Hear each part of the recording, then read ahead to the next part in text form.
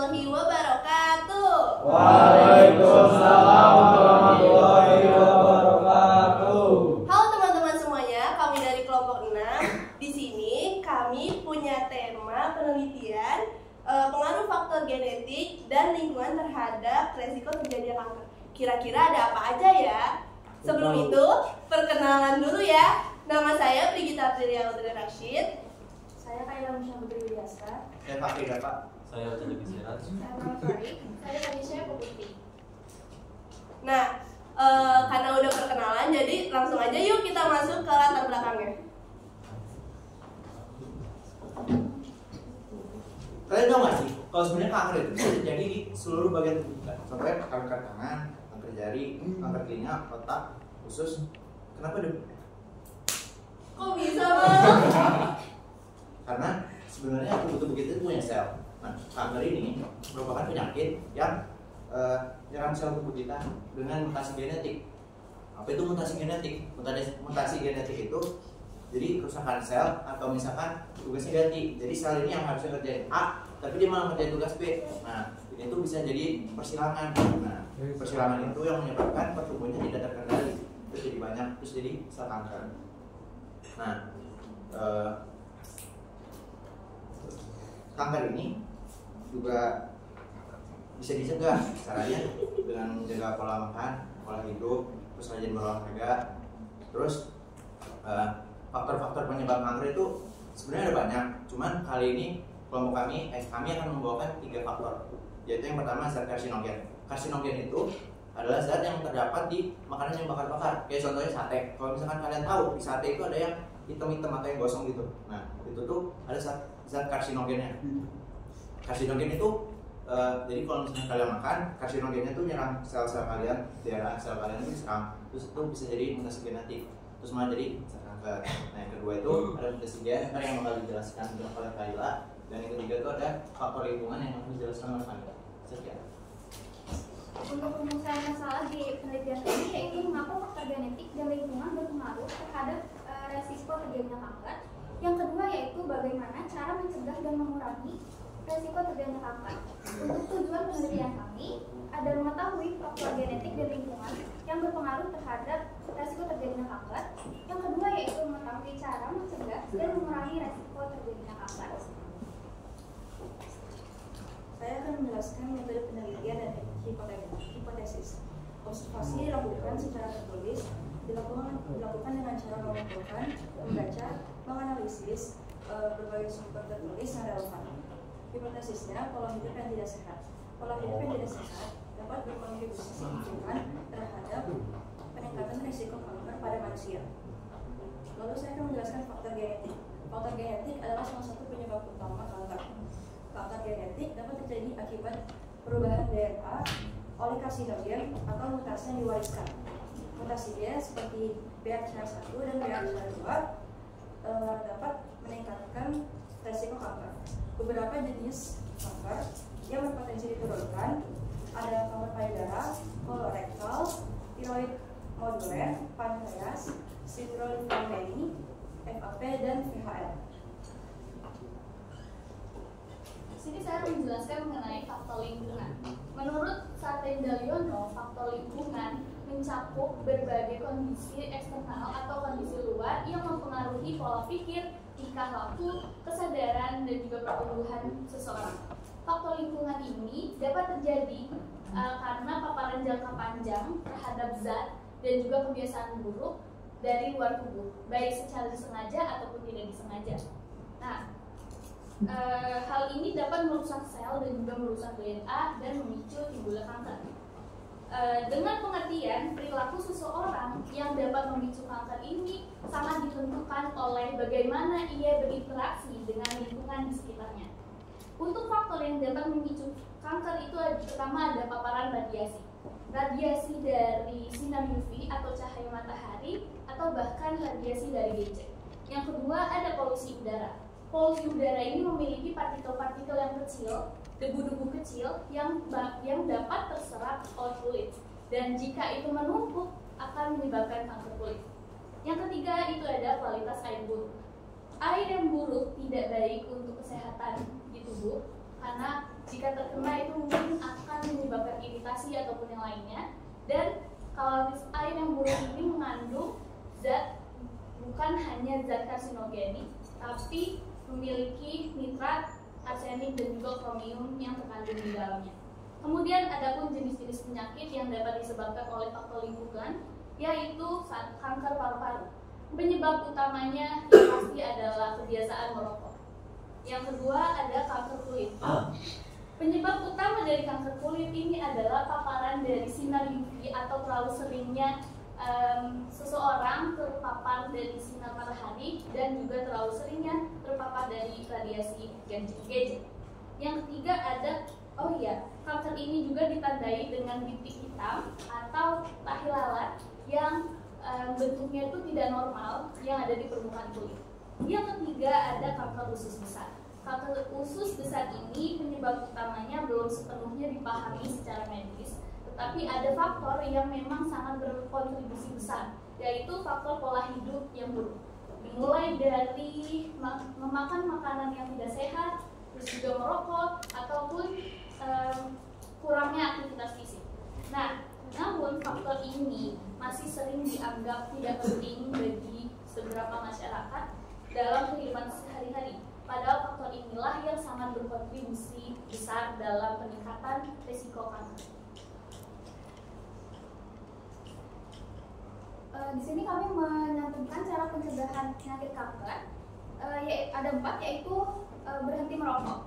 Menghindari rokok merupakan salah satu cara paling efektif untuk mencegah terjadinya penyakit kanker paru-paru dan kanker lainnya.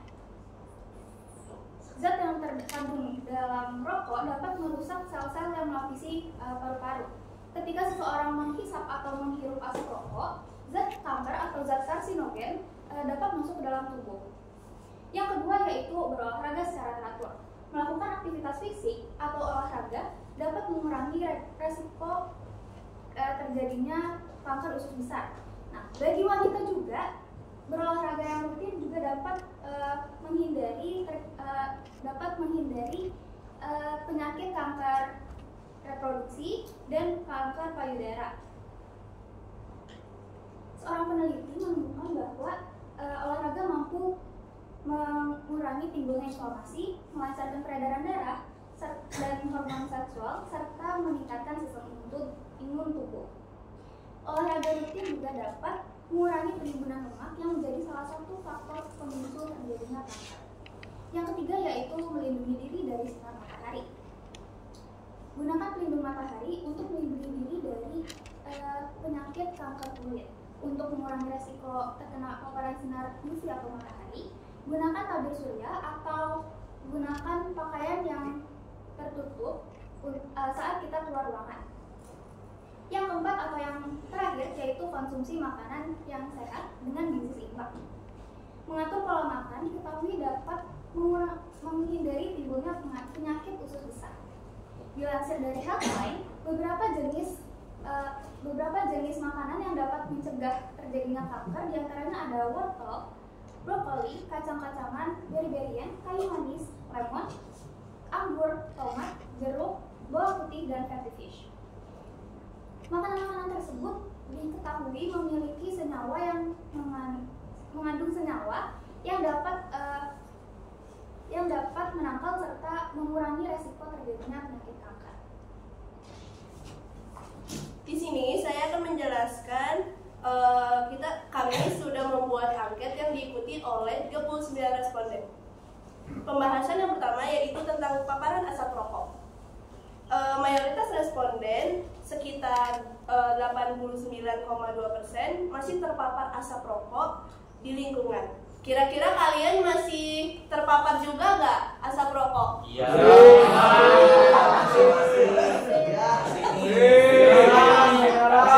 Masih banget. Nah, karena itu menunjukkan lingkungan ini belum bebas dari paparan rokok. Kemudian pembahasan yang kedua yaitu kedekatan tempat tinggal dengan sumber polusi. Sebagian besar 61,5% masyarakat tidak tinggal di dekat sumber polusi. Namun 38,5% beresiko terpapar polusi. Lalu yang ketiga, adanya persepsi kualitas udara. Sebagian besar responden merasa bahwa udara di lingkungan mereka tuh cukup sehat. Kalau menurut kalian, udara di lingkungan kalian tuh cukup sehat atau masih belum sehat?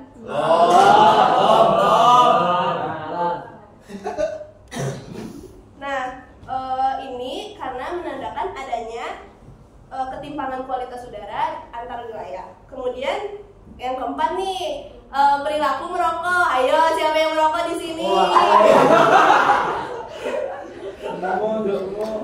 Nah, dari data yang kami kumpulkan, ada sekitar 46,2% masyarakat menyatakan tidak ada perokok di rumah mereka. Namun 35,9% masyarakat menyebut hanya anggota keluarga mereka saja yang merokok. Kemudian yang kelima ada paparan gadget.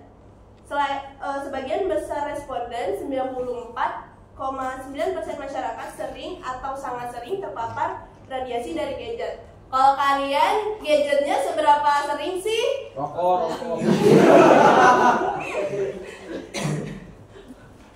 Nah, kemudian yang keenam itu ada pola makan yang kurang sehat.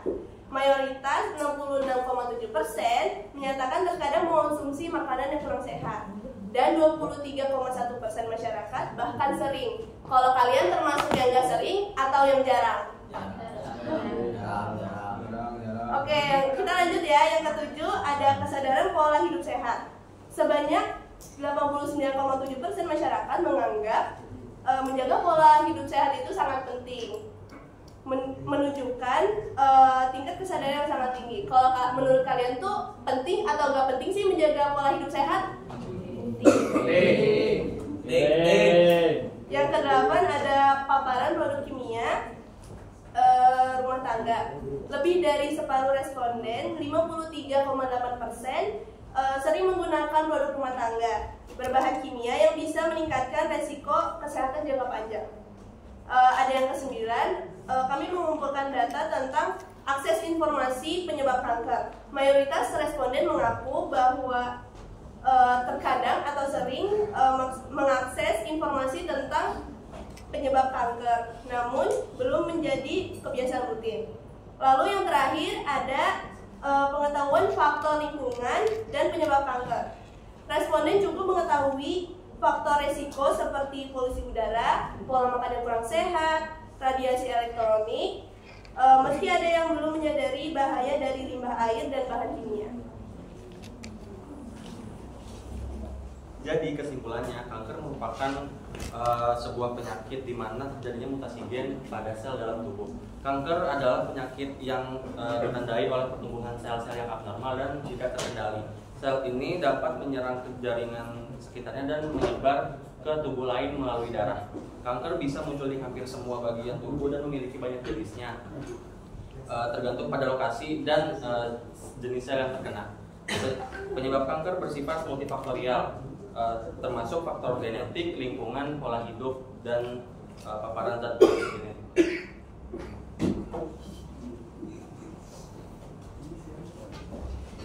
Sebelum kami tutup, adakah yang ingin bertanya?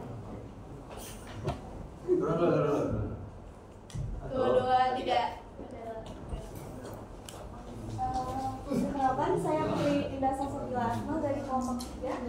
Izin bertanya, kan salah satu faktor dari penyakit kanker ini terkena paparan sinar matahari. Hal yang dimaksud itu tubuh kita sama sekali tidak boleh menyentuh paparan sinar matahari, atau memang kita harus melindungi? Karena dari sisi lain, kalau kita jarang terpapar sinar matahari juga dapat terkena beberapa gangguan masalah kesehatan.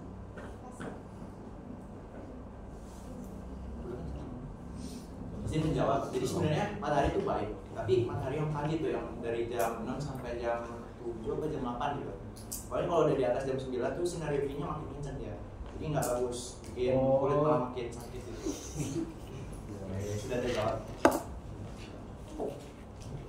Ya. Lagi. Satu lagi. Ya. Udah. Kalau begitu saja yang dapat kami sampaikan. Terima kasih pada Bu Nono dan teman-teman yang sudah memperhatikan. Maaf jika ada kesalahan.